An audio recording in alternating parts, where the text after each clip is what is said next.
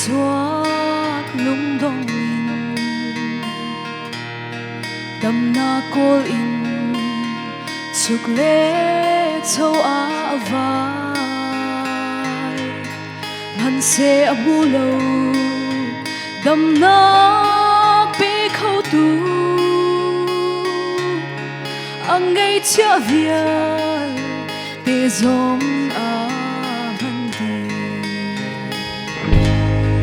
Giêsu ra tho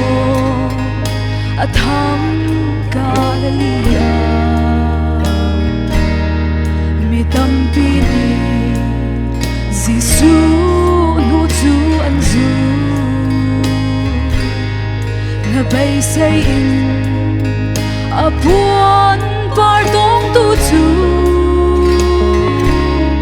makate a zot na adam hallelujah boy ba chu kan dam na nun bay dong mi cha kan luat na boy a si hallelujah boy ba man tu hau man an lo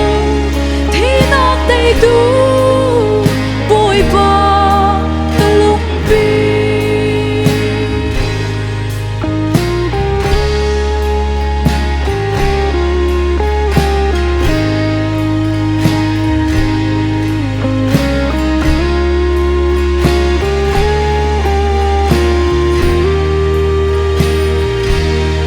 har sat nak le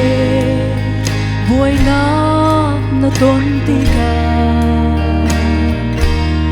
mi rum zo la mi nung i bau chan ha van lei zo in aku thot nak nak lo Giêsu dot na ngam nak in na khala hallelujah boy ba chu kan dam na nun bay dong bi cha kan luat na boy a si hallelujah boy ba ban tu hau man an lo